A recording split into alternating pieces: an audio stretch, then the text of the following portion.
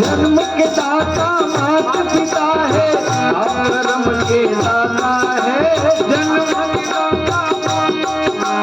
जन्म के दाता मात पिता है, आप कर्म के दाता है। आप कर्म के दाता है। आप मिलाते हैं ईश्वर से, आप भाग्य विधाता है। आप मिलाते हैं ईश्वर से, आप भाग्य विधाता है। आप ही भाग्य विधाता है। दुखिया मन को रोगी तन को मिलता है आराम आपके चरणों में। हे गुरुदेव प्रणाम आपके चरणों में। सारे तीर्थ धाम आपके चरणों में। हे गुरुदेव प्रणाम आपके चरणों में। गुरु गोविंद दोनों खड़े काकेला गोपाल, बलिहारी गुरु आपकी, गोविंद जियो निदान। सारे तीर्थ धाम आपके चरणों में। हे गुरुदेव आपके चरणों में। वो सारे तीर्थ धाम आपके चरणों में। हे गुरुदेव प्रणाम आपके चरणों में। कि गुरु सेवा परम तीर्थम अन्य तीर्थम निरर्थकम।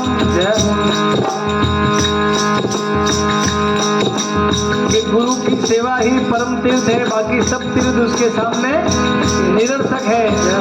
यदि कोई गुरु को भली भांति उनको पूजनीय भाव से पूजे, उनका कहा माने, उनके कथना अनुसार चले, तो सारा तीर्थ गुरु की आज्ञा में छिपा हुआ है।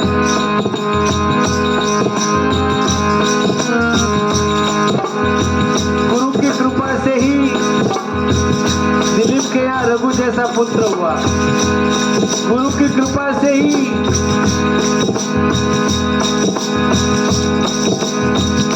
वशिष्ठ मुनि की कृपा से ही भगवान राम ने स्वयं कहा कि हमने लंका पे विजय प्राप्त की। गुरु की कृपा से ही जो असंभव लगने वाले कार्य है वो भी संभव हो जाते हैं। लेकिन ऐसा समझ में उसी को आएगा जो गुरुमुखी है। जो गुरु के महत्व को नहीं जानता उसको ये बातें समझ में आने वाली नहीं है। सारे तीर आपके चरणों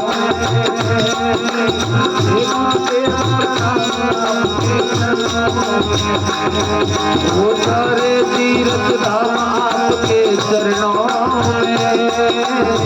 गुरुदेव प्रणाम आपके चरणों में, सारे तीर्थ धाम आपके चरणों में। गुरुदेव प्रणाम आपके चरणों में। हृदय में माधुरा विराजे कंठ शारदा माता है, कंठ शारदा माता है। हृदय में माधुरा विराजे कंठ शारदा माता है, कंठ शारदा माता है। जो वचन मुख से कहे वो वचन सिद्ध हो जाता है।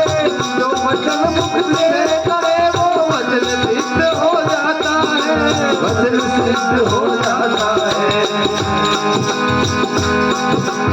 हे गुरुदेव प्रणाम आपके चरणों में। सारे तीर्थ धाम आपके चरणों में, सारे तीर्थ धाम आपके चरणों में। हे गुरुदेव प्रणाम आपके चरणों में। सारे तीर्थ धाम जय हो में। हे गुरुदेव प्रणाम आपके चरणों में, आपके चरणों में, आपके चरणों में। देखिए, जिसके ऊपर केवल गुरु की कृपा हो जाती है वो भी दुनिया में फतेह को प्राप्त होता है, जय को प्राप्त होता है। लेकिन जिसके ऊपर गुरु, गोविंद और गैया जय हो, इन तीनों की कृपा हो जाए फिर तो कहना ही क्या। ऐसे हमारे बाबू सिंह जी है जिनके ऊपर गुरु की कृपा भी है, गोविंद की कृपा भी है और गैया की कृपा भी है, जय हो।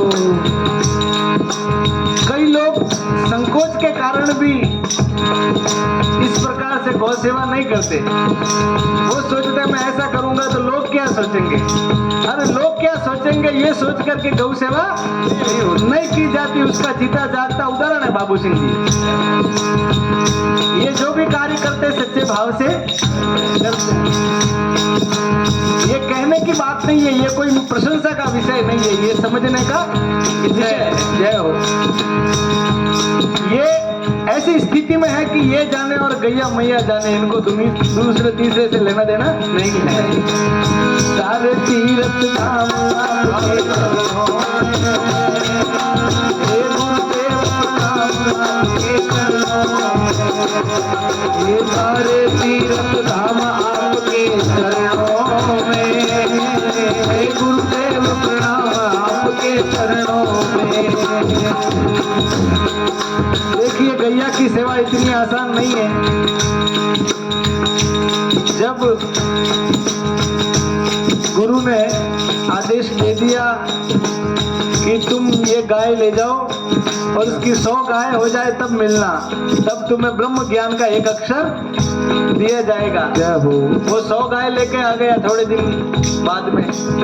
फिर कहा एक एक अक्षर ले जाओ और अगली बार जब 1000 करके लाओगे तब दूसरा ब्रह्म ज्ञान का अक्षर दिया जाएगा। और जब तीसरी बार आओगे 10,000 गाय लेकर के आना और चौथा ब्रह्म ज्ञान तुम्हें तब दिया जाएगा, तब तुम अनगिनत गायों को साथ लेकर के आओगे। ये सब शास्त्र सम्मत बातें हैं। भीष्म पितामह से कौरवों ने पूछा कि पांडव कहाँ बसते हैं, तो भीष्म पितामह बता नहीं सकते थे, क्योंकि उनको पांडवों का भी हित सोचना है और कौरवों का भी हित सोचना है, क्योंकि वो सिंहासन से बंधे हुए हैं। उनको तो धर्म की बात ही कहनी है। तो भीष्म पितामह ने कहा पांडव वहां बसते हैं जहाँ गाय हष्ट पुष्ट हो।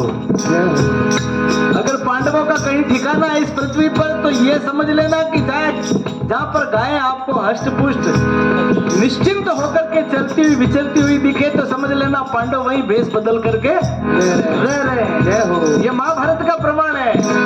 सारे तीर्थ धाम हरि बोल,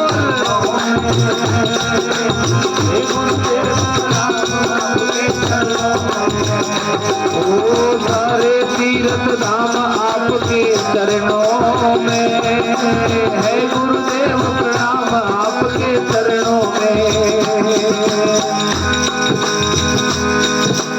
साधु नाम दर्शनम पुण्यम तीर्थभूता ही साधव, कालेन फलते तीर्थम सद्यः साधु समागमम्। अरे त्रिवेणी में स्नान करना है तो कुंभ जाना पड़ता है। जय हो। कहाँ जाना पड़ता है? कुंभ जाना पड़ता है। लेकिन सत्संग तो चलता फिरता कुंभ है। जय हो। सत्संग क्या है? चलता फिरता कुंभ है। जहाँ भगवान की कृपा हो जाए वहीं पे कुंभ शुरू हो जाता है। यहाँ पे भी त्याग की, वैराग्य की, वचन की महिमा, भगवान के गुणों की, लीला की, नाम की, कीर्तन की महिमा का जब यहाँ समावेश होता है तो त्रिवेणी स्नान अपने आप ही हो जाता है। यहाँ का त्रिवेणी स्नान शरीर से नहीं होता, यहाँ का त्रिवेणी स्नान कानों से होता है। जय हो। यहाँ त्रिवेणी स्नान में डुबकी कानों से लगानी पड़ती है। यहाँ शब्दों का जो है गंगा, यमुना और सरस्वती सत्संग रूपी कुंभ में जो है गंगा, यमुना और सरस्वती वाणी रूप में है, और श्रवण रूपी डुबकी उसमें लगानी पड़ती है, तो कुंभ स्नान का फल यहीं पे मिल जाता है। जय सारे तीर्थ धाम आपके हरि बोल, हे गुरुदेव आपके चरणों में, ओ सारे तीर्थ धाम आपके चरणों में है, गुरुदेव प्रणाम आपके चरणों में। गुरुदेव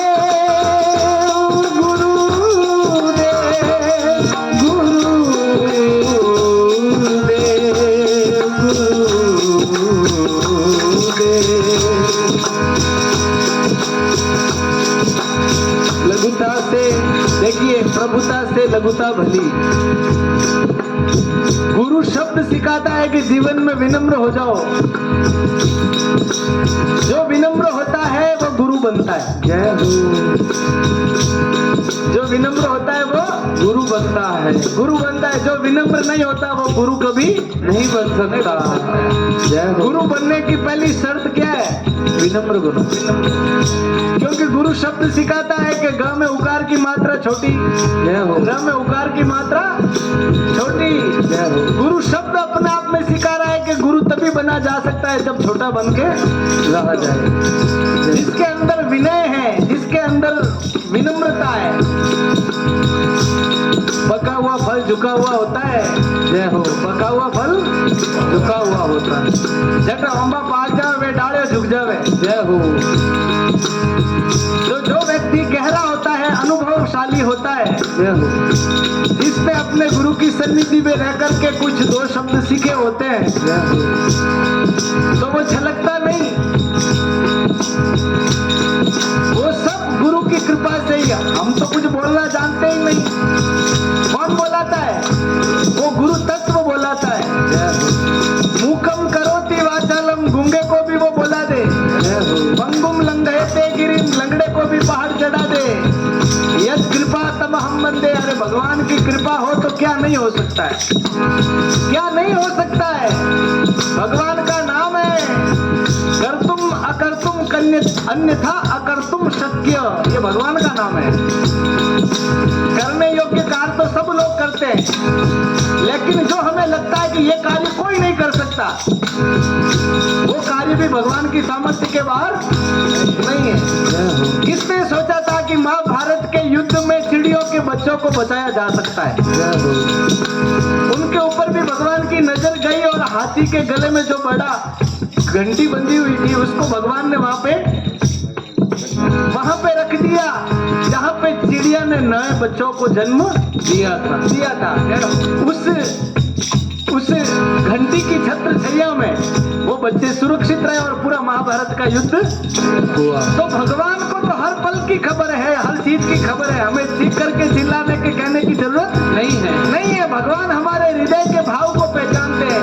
चींटी के पग नूपुर बाजे वो भी साहब सुनता है। अगर चींटी के कीड़ी के पाँव में भी घुंघरू बंधा हो तो वो भगवान को सुनाई देता है। अब आप समझ लो, हम 6 फीट के आदमी है, 5 फीट के आदमी है, हम इतने जोर से बोल रहे, क्या भगवान को सुनाई नहीं देगा? देगा। क्या बात है? सारे तीर्थ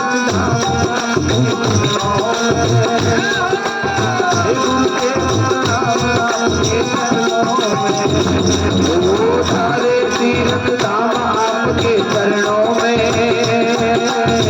गुरुदेव प्रणाम आपके चरणों में। गुरु गोविंद दोनों खड़े काके लागू पार, बलिहारी गुरु आपकी गोविंद दियो बताए। इसमें हमें कुछ नया नहीं कहना है, ये शब्द अपने आप में पूरा परिपूर्ण है कि गुरु और गोविंद को दोनों पास पास खड़े कर दो। वैसे तो गुरु गोविंद में कोई अंतर नहीं है। गुरु गोविंद में कोई अंतर नहीं है। ये भौतिक रूप से, स्थूल रूप से अंतर है। नहीं तो कहा गया है कृष्णम वंदे जगत गुरु। पूरे जगत का गुरु कौन है? कृष्ण भगवान। कृष्ण ही है। ये दो रूप कहाँ दिखाई देते हैं? जहाँ हम अपने आप को मैं मानते हैं और दूसरे को तुम मानते हैं, तब जाकर के गुरु अलग दिखाई देता है और गोविंद अलग दिखाई देता है। जब हम अपने आप को मैं मानना छोड़ देंगे, दूसरे को तुम मानना छोड़ देंगे, जब हम मानेंगे तब वो गुरुदेव ही गोविंद में दिखाई देगा, वो गुरुदेव ही गाय में दिखाई देगा, वो सारा तत्व एक में ही दिखाई देगा। जय हो। सारे तीर्थ धाम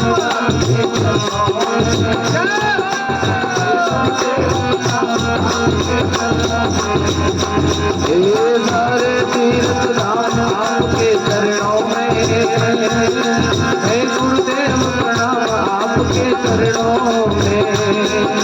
गंग तरंग प्रवाह चले किंतु बक नील पियो न पियो, आन हृदय भगवान बसे किन और को नाम लियो न लियो। कर्म संजोग सुपात्र मिले उपात्र को दान दियो न लियो। कभी गंगा कहे संसार पर मूर्ख मित्र कियो न कियो। ज्ञान बढ़े गुणवान की संगत, ध्यान बढ़े तपस्वी संगति में। लोभ बढ़े परिवार की संगत, मोह बढ़े क्रोध बढ़े नर मूढ़ की संगत, काम बढ़े ये को संगति में।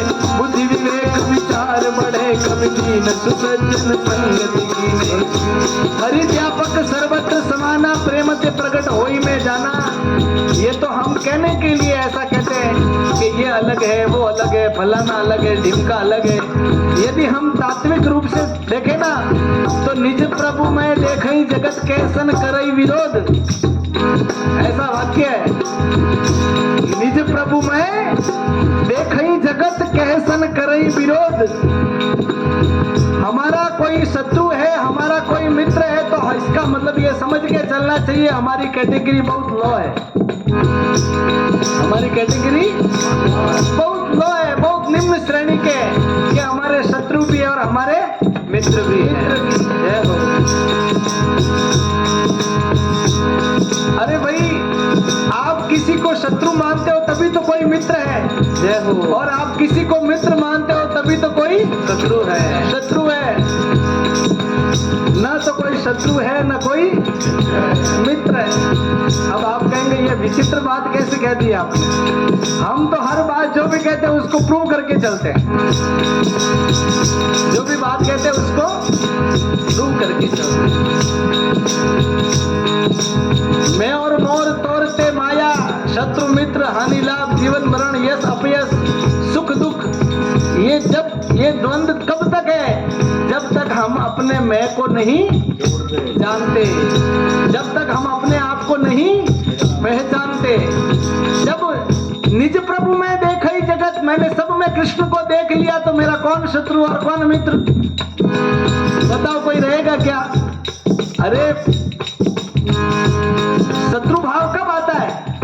जब मैं अपने आप को अलग मानूं और दूसरे को अलग मानूं। दूसरे को अलग मानूंगा तो उसकी बात पे मुझे गुस्सा भी आएगा, उसकी बात मुझे अटपटी भी लगेगी, उस बात से मैं खुश भी होऊंगा और नाराज भी होऊंगा।